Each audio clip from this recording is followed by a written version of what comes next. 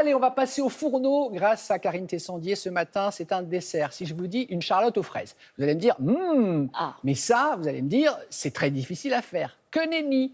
Karine Tessandier nous le promet, c'est facile à réaliser. Papier crayon, c'est parti.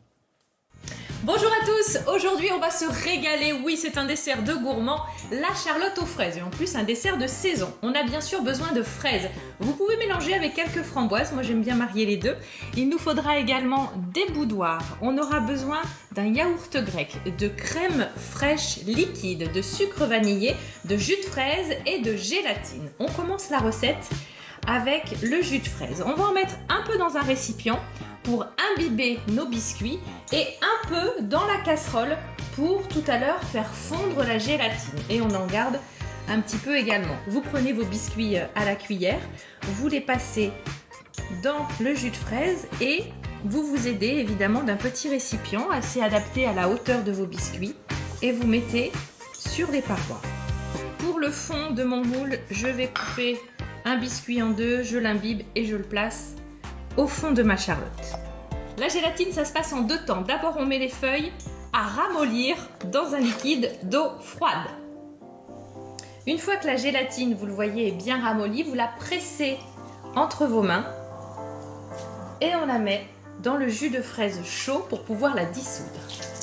Quand la gélatine est fondue, je vais la mettre juste à côté un instant, histoire de refroidir un petit peu la préparation, puisque maintenant, on va passer au mélange avec les crèmes. On va mélanger un yaourt grec avec le jus de fraise, avec la gélatine fondue et 30 centilitres de crème montée en chantilly avec le sucre vanillé.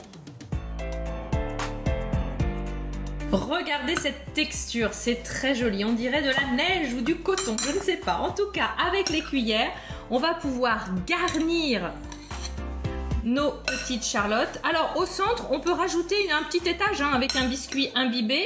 On peut aussi ajouter quelques petits dés de fruits. C'est toujours très agréable lors de la dégustation. Un petit peu de fraises comme ceci. On pourrait mettre une ou deux framboises. On va bien tasser. Ça c'est important parce qu'il faut quand même que ça se tienne lorsqu'on va démouler. Et on remplit jusqu'en haut. Une fois que la charlotte est remplie, on la laisse au frais au moins 2 heures. Le mieux, c'est quand même de les faire la veille avant de démouler et de joliment décorer en mettant sur le dessus des fraises coupées, des framboises, pourquoi pas des myrtilles, tout ce que vous aimez. Voilà un dessert léger, de saison et coloré. Passez une belle journée.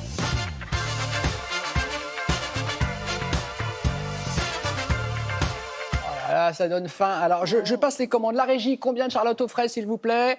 1, 2... Oh, bah là, carton plein, là, très bien. OK. Et Mélanie, nous, alors, bah oui. pareil. Donc, Karine, il y aura une quinzaine de charlottes aux fraises. Merci beaucoup, Marc.